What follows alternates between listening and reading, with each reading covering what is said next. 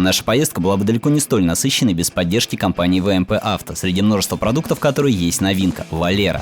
Проникающая смазка с уникальными свойствами, эффективно преобразующая ржавчину и заменяющая целые серии аналогичных продуктов. Прикипела? Есть Валера. Привет, друзья! Этот проект был задуман тогда, когда я понял, что вообще хочу снимать какие-то свои ролики. Но на его реализацию ушло долгих 4 года. Если бы не поддержка ВМП Авто, спасибо им огромное, что вписались в эту авантюру. Если бы не помощь Дэна Гоймана, который дал свои камеры. Если бы не ЛКМовцы, которые дали свой коптер. Если бы не поддержка наших партнеров в лице Автоспота, Автоклуба Ветерок и 1xBet, то этого проекта, скорее всего, вообще бы даже и не было. Но он, тем не менее, состоялся, хотя и не без технических косяков. Я без них, к сожалению, не умею. Например, в течение первой серии вы будете видеть периодически на экране артефакты. Это следствие того, что материал с первых 2 дней мы благополучно протеряли и восстанавливали. Восстановили, к сожалению, даже не весь. Но это будет касаться только первой серии, со второй серии с картинкой все будет хорошо, в отличие от звука. За это спасибо 5-й GoPro, который не хочет нормально работать с моим стабилизатором. В результате во влоговых ставках вы периодически будете слышать гул. Я с ним борюсь с разной степенью успешности, но, к сожалению, не всегда получается. Ну да бог с ними, с этими техническими проблемами. Наша поездка на самом деле получилась очень крутой и интересной. Я надеюсь, что она понравилась не только нам, но еще и понравится вам. Так что, как говорит один небезызвестный персонаж, добро пожаловать и присоединяйтесь к нам в этом увлекательном путешествии. Поехали!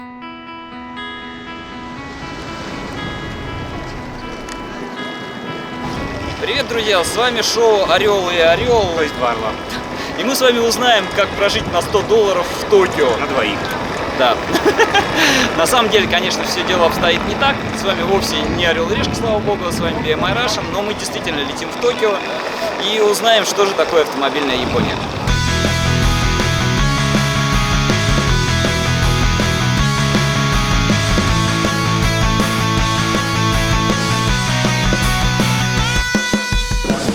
Ну что, товарищи, какие-то 9 часов и мы в Токио. Пока мы усаживаемся в Dreamliner, он же Boeing 787, скажу большое спасибо Юле и другим работникам компании Seven за хорошие места и бизнес-зал аэропорта, естественно, на халяву. Кому интересно, ультракороткий обзор перелета в эконом-классе Japan Airlines. Спать неудобно только из-за того, что кресла недостаточно раскладываются. В остальном все здорово. С вентиляцией и туалетами проблем нет. Великолепно кормят и поят. Разнообразный неплохой алкоголь в любых вменяемых количествах входит в стоимость. Есть сносная мультимедийная система с подборкой фильмов, в том числе на русском, и забавные электронно затемняемые иллюминаторы. В общем, длительный перелет не особо-то и напрягает. После ультракороткой ночи в 10 утра по местному времени мы приземлились в токийском аэропорту Нарита.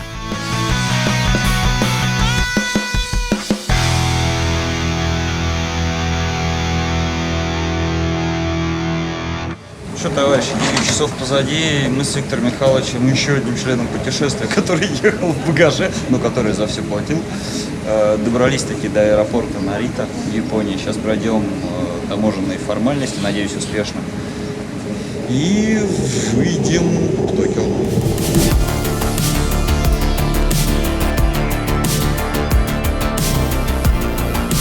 В аэропорту мы провели немало времени из-за получения туристического проездного JR Pass, но ехать в отель все равно было рано. Регистрация в японских отелях начинается часов с 2 дня. Поэтому мы бросили там свои вещи и немножко прогулялись по окрестностям. Благо, живем мы в самом центре Токио, Симбаси. Ощущения от первых, наверное, получаса пребывания в Токио. Во-первых, здесь очень чисто. Нет никаких там бутылок, оберток, ничего нету. Хабариков, кстати, нету. К слову, Япония — это, наверное, рай для некурящих, потому что на улицах в Японии курить запрещено. Вот, то есть ни одного курящего человека вокруг нет. Есть специальные отведенные курительные места, около которых, собственно, можно курить. Во-вторых, здесь интересное сочетание небоскребы и в то же время очень много зелени. Следующее ощущение: здесь тихо. Проезжающий поток машин почему-то не шумит и не мешает. Это очень здорово. И, кстати, что интересно, я забыл отметить, в Токио запах другой. Вот, ребят, смешно, но это действительно так. Когда идешь по каким-то узким улочкам, прям оттуда пахнет тем, оттуда пахнет сем. Нет запаха выхлопных газов и помоев. Но главное не заходить на Главное не заходить на улицы с кафешками китайскими. Китайскими, да. Мы прошли мимо, вот там пипец. Я не знаю, я не любитель, в принципе, азиатской кухни, тем более китайской. Это жесть, реально, ты идешь просто невозможно, конечно. Мы же с едой пока особо не заморачивались. Взяли по бургеру в соседней забегаловке, плюс Витя опробовал какой-то красивый, но практически безвкусный напиток. Зашли в магазин взять что-нибудь необычное попить. Стрейт ти, смотри, гетеросексуальный чай. Да. И отправились заселяться в отель. Типичный номер японского отеля средней цены. Очень маленький, но есть все. Телевизор, холодильник, сейф, достаточно здоровая кровать. Там будильник и управление светом у кровати. Здесь кондиционер. Главная радость и гордость всех, кто приезжает в Японию, туалет, естественно, полностью электронный. Что с ним делать, потом будем разбираться. Вот раковинка. И довольно здоровая, кстати, душевая кабинка. Йоу. Мы живем на 8 этаже, хотел открыть окно и показать вид вниз. И, видимо, для защиты от самоубийств хрен. Окна шире вот такого не открываются. Ну вот, как-то так у нас внизу. И вот теперь мы отправились на первую, более-менее полноценную прогулку по Токио.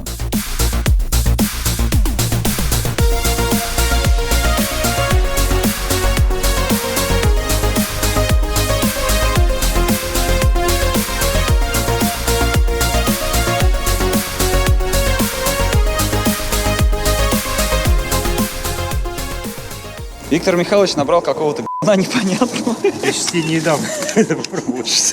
Нет, это рис. Что это вообще? Это рисовые пирожные, похожие с каким-то мармеладом. Сейчас он будет это жрать, давай. Я тебе не дам, да. Я думал, это чурчхела, но это не похоже на чурчхела. Давай. Что скажешь? Это красные бобы сладкие.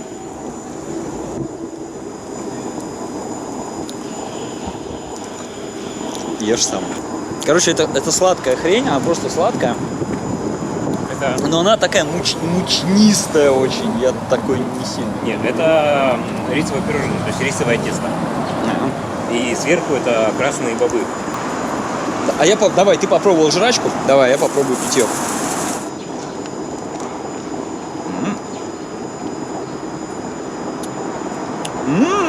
А вот это вкусная фигня. Это какой-то, похоже, молочная какая-то штука, типа молочного коктейля, очень похоже. Да, это вполне возможно.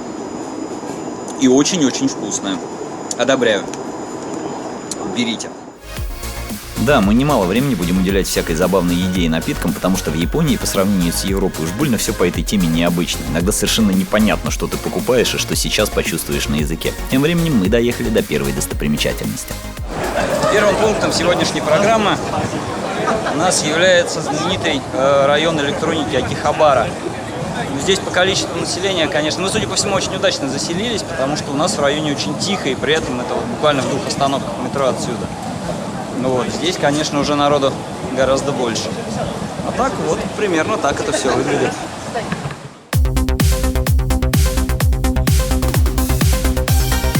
На самом деле Акихабара — это не только магазины с электроникой. Кстати, в разных местах цены на одно и то же устройство могут отличаться втрое, так что надо искать.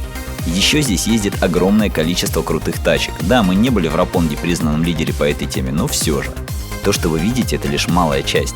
А еще это район с целой кучей магазинов по анимешной тематике, в которые вас зазывают японки разной степени симпатичности и разной степени одетости. Некоторые прям как в песне, юбка типа мини с разрезом впереди и сзади тоже. В общем, в один из них мы решили зайти втихаря немного поснимать. О, нормальная тема, чё? Какие-то девки, короче, продаются. Это телефоны, наверное, внизу. Пойдем. Что логично, атмосфера, так сказать, нагнетается с этажа на этаж. На первом то, что можно читать всем. На втором уже тема посерьезнее, любовь, там всякая романтика и так далее. На третьем легкая эротика. Ну, мы дошли до 4-го. Молодец.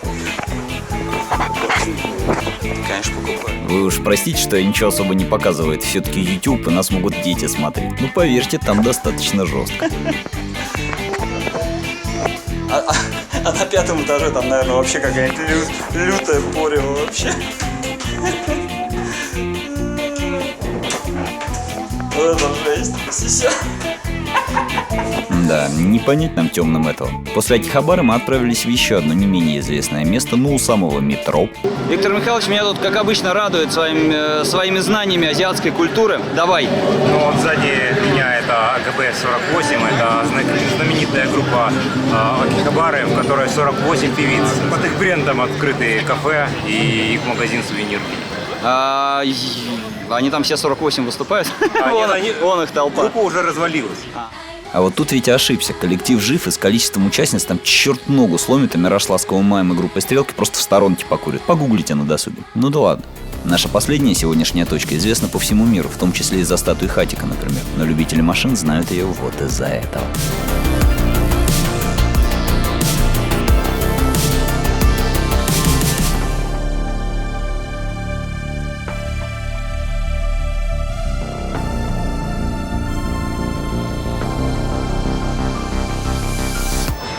Мать твою, сколько же здесь народа. Ну сейчас, товарищи, мы попробуем пройтись по Сибуе. Поймете, насколько это весело.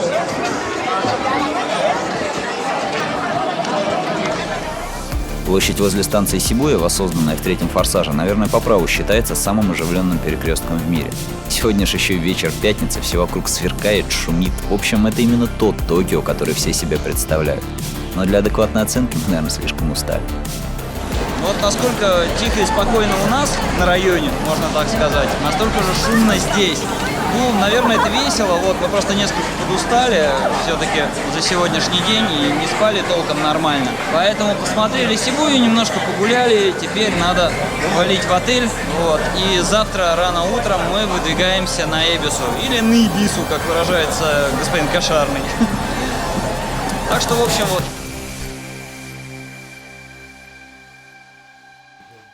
Виктор Михайлович пытается понять, как открыть японский чайник.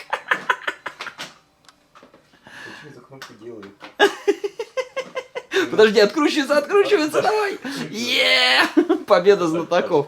Витя... А что так льется-то плохо?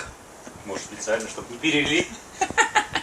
Мы с Виктором Михайловичем, как два сугубо гетеросексуальных самца, будем спать на одной кровати в течение ближайших 6 ночей. Вот оно что, Михайлович! Суть в том, что когда ты покупаешь отель в Европе, например, там нет разницы, двойная кровать или 2 одинарных. В Японии 2 отдельных кровати стоят в 2 раза дороже, чем одна большая. Мы этот отель взяли по лютой скидке. Потом подумали, может, возьмем такие, типа, 2 одинарных. Мы посмотрели, что уже даже одиночная кровать стоила уже там не 50 тысяч йен, а что-то там 100 тысяч йен, что-то такое. Поэтому, короче, вот мы как два сугубо гетеросексуальных товарища будем спать здесь. Займемся распаковкой еды. Мы накупили опять какой-то неведомой хрени. Я купил какое-то бухло, поскольку Витька не пьет. Вот. Со мной будет бухать 3-й член нашего путешествия. Мы его, кстати, вам пока так и не представили. А зовут его на самом деле Валера. Я не уверен в его ориентации, потому что он сразу освобождает резьбу. Но если бы не этот товарищ, хрен знает, получилось бы наше путешествие вообще или нет. Короче, все, давай распаковывай. Ну что ты не чайник налить, не пирожное открыть, давай. А нет. Что это? Просто это пряник какой-то, он это... Мне сейчас опять не понравится, наверняка. Ну, с какой-то мучнистой начинкой. Ну что, давай следующее. Не, знаешь, как другие гаджеты китайские, с Алиэкспресса распаковывают, это булочку, О, а вот это с этим у нас мне не понравится. Спасибо, ты меня обрадовал. Это как раз красные бомбы.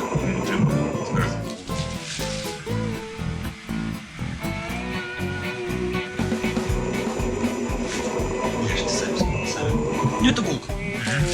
Витька говорит, ананасовая. Это, походу, будет то, чего я сегодня буду есть. То, что я сегодня буду кушать. Сильный 0. У нас был сегодня гетеросексуальный чай, а это сильный 0. Вкусно. Правда вкусно. Алкоголь вообще не чувствуется. Просто такой лимонный лимонад. Нет, в нем что-то есть. Ну так, просто такой лимонный лимонадик. Поставь, пожалуйста, Валерий Саныч.